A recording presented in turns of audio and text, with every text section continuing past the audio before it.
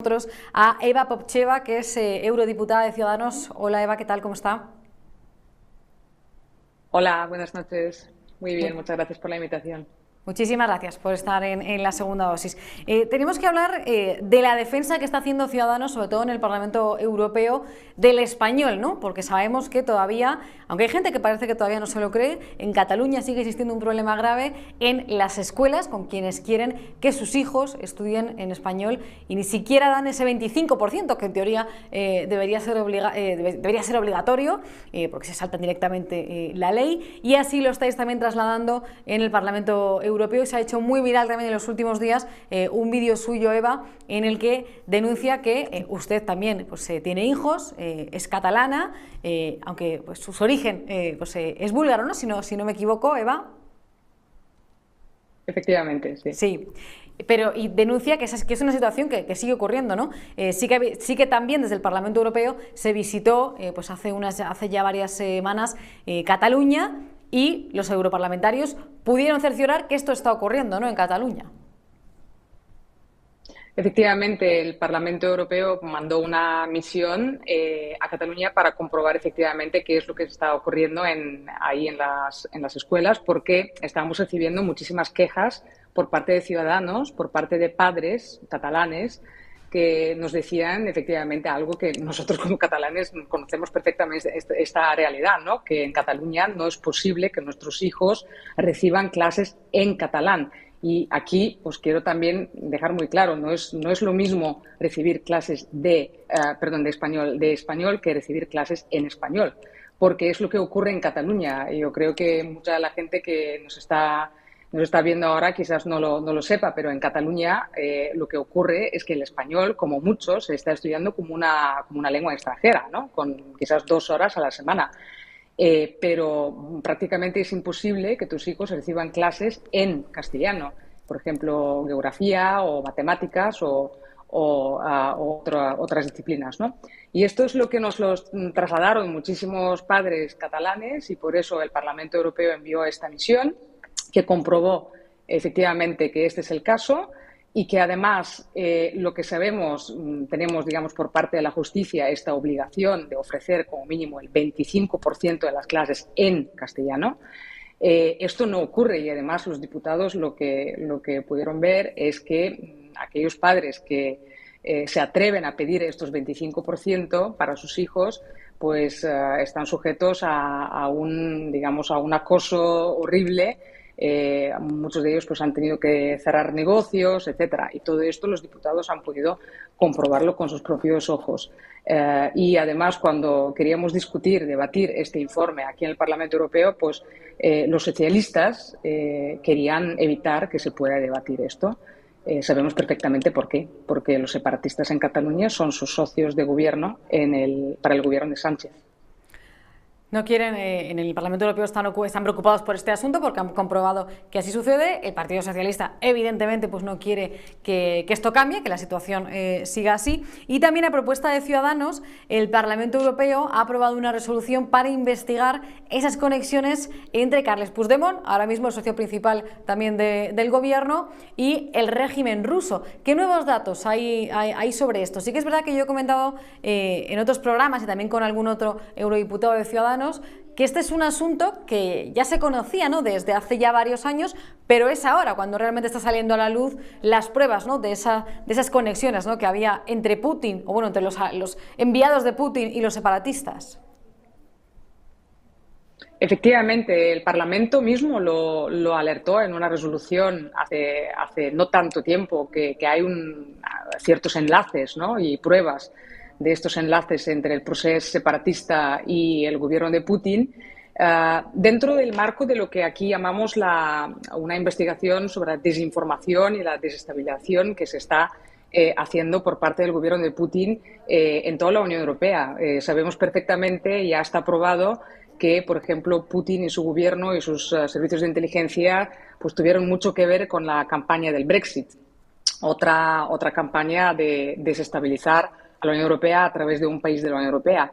Y ahí se enmarca también el proceso separatista de Cataluña. Entonces, es verdad que teníamos ya varias pruebas, pero efectivamente con dos cosas que ocurrieron últimamente nos permitió, digamos, ir más allá en el asunto.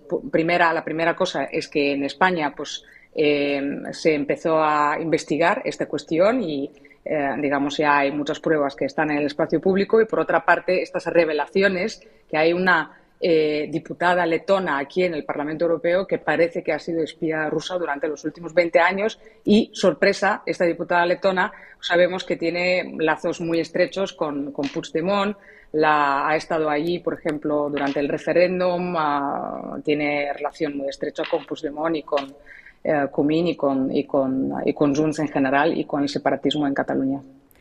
Va a seguir adelante, ¿no? esta investigación, entiendo, pues también en el Parlamento Europeo, o sea, que puede que conozcamos también más datos y que, bueno, que siga avanzando, ¿no?, todo este asunto.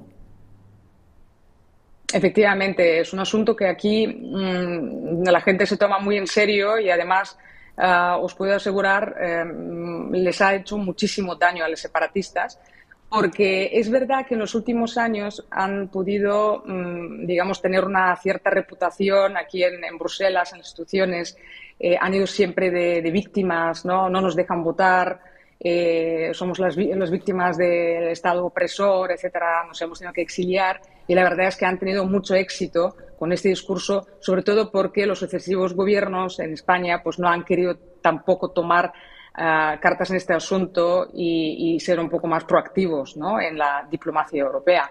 Por lo tanto, han tenido aquí una cierta reputación entre ciertos grupos parlamentarios, como pueden ser los Verdes y otros. Y ahora, con este asunto, pues mucha gente venía por los pasillos y nos decía que lo ve ahora de otra manera, que entiende todos estos años cuando nosotros veníamos diciendo que los nacionalistas catalanes realmente no es que buscan la democracia, sino básicamente lo que buscan es hacer una gran parte de los ciudadanos catalanes, hacer de ellos extranjeros en su propio país, ¿no?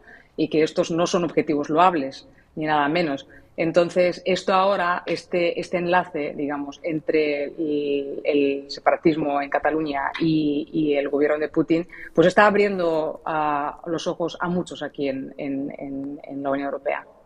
Pues ya era hora también de que así fuese. Es verdad que en España, Eva, la última semana pues, nos hemos centrado muchísimo en las elecciones en Galicia, pero tenemos que volver a centrarnos en la amnistía, porque lo más previsible es que pues en los próximos días se pueda aprobar, ¿no?, esa ley de Sánchez con los separatistas. ¿Qué esperanza deben tener, así como eurodiputada, que seguro que nos puede pues, dar más datos, ¿no?, sobre esto? ¿Qué esperanza deben tener los españoles en que, si esta ley sale finalmente adelante, es aprobada, sea el Parlamento Europeo el que pueda echarla para atrás? Vamos a ver, una cosa que tiene que quedar muy clara es que este no es un asunto interno, porque la estrategia de los socialistas hasta ahora aquí en el Parlamento Europeo y ante la Comisión Europea ha sido de decir que este es un asunto interno, que es una ley que van aprobando y que no tiene nada que ver con la Unión Europea.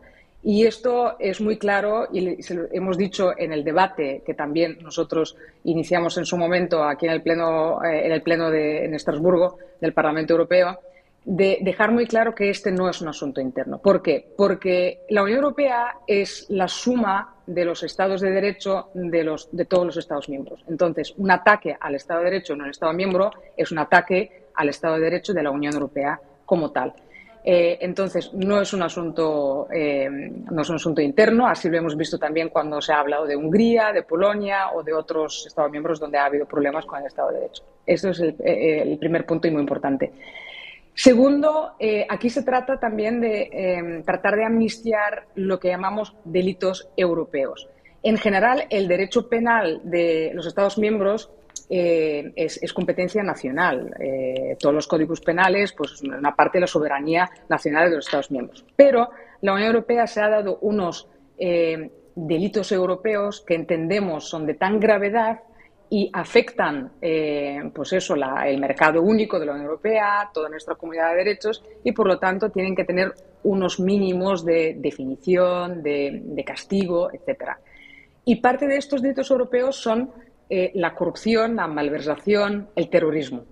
Y justo esos son los delitos que Sánchez y sus socios pretenden amnistiarles a los nacionalistas. Entonces, por eso también se entiende que la Unión Europea se lo toma de manera muy seria. Nosotros desde Ciudadanos y desde los liberales europeos pues hablamos diariamente con la vicepresidenta Jourová y con el comisario Reynders, que además pertenece a nuestra familia política de los liberales europeos, y hablamos con ellos mucho sobre estos temas, les proporcionamos datos, traducimos todos los documentos, por ejemplo, que se han ido produciendo por parte de nuestro Poder Judicial, de las asociaciones de los jueces y los fiscales, etcétera, porque es importante que estas cosas se sepan y que les llegue la información diariamente para que ellos puedan preparar sus dossiers cuando la ley se apruebe, puede actuar cuando la ley una vez aprobada. Pero ya lo que ocurrió y lo que es increíble es que en su momento ya la Comisión mandó más de 15 preguntas al Gobierno para preguntar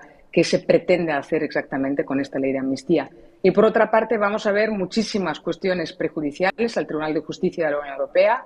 Todos los jueces españoles son también jueces europeos y por lo tanto tienen todo el derecho y lo van a hacer, van a presentar esta cuestión prejudicial ante el Tribunal de Justicia de la Unión Europea. Y el Tribunal de Justicia de la Unión Europea, os aseguro, se está tomando muy en serio esta cuestión. Así que a mí no me cabe ni la menor duda de si en el caso de que nuestros instrumentos de contrapeso constitucionales en España dejan de funcionar, la última respuesta vendrá por parte de la Unión Europea. Pues esperemos que así sea. Está claro que ahora mismo en quienes podemos confiar es en nuestros jueces. Muchísimas gracias, Eva Bobcheva, por haber estado con nosotros. Gracias por su tiempo. Muchísimas gracias, Rebeca. Un placer.